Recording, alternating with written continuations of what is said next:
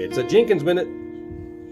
12 is an important number in the Bible. That's just one of those basic sort of Christian principles. There's the 12 tribes of Israel that settled the land. There are 12 disciples. 12 is a symbolic number of completeness and wholeness in Jewish culture.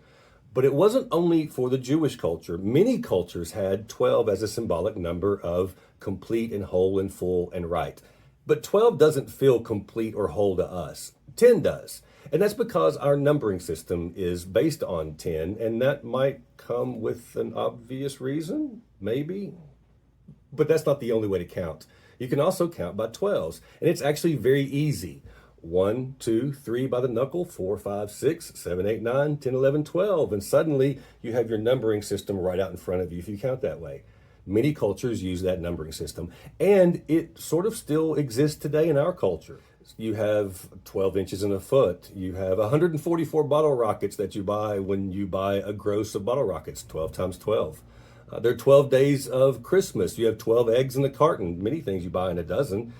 There's 12 zodiac signs. And the interesting one is, if you look at your clock, there are 12 hours on that clock, unless you're military or European, then maybe 24, but 12 for us. So what's this have to do with our faith? As preacher into numerology now, I always knew that boy was off. No, that's not exactly it. My point is actually that it's not always 12 tribes that shows up in Scripture. It's actually 13 tribes that settle the Promised Land, not 12. In Judges 5, in Deborah's song, it's 10 tribes that are listed, and that's among the oldest Scripture that we have, Deborah's song is. The sister tribes are listed in another place, and so there's multiple ways to look at the tribes. But 800 years after the land was settled, the people went to remember how they got to be who they are. And they wrote the story of settling the Promised Land. This is in Joshua.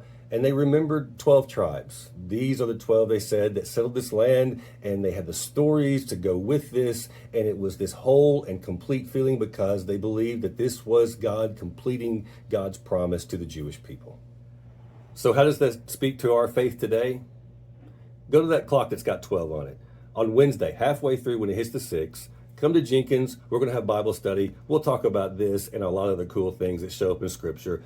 That's how it can affect our faith today. God bless. Take care.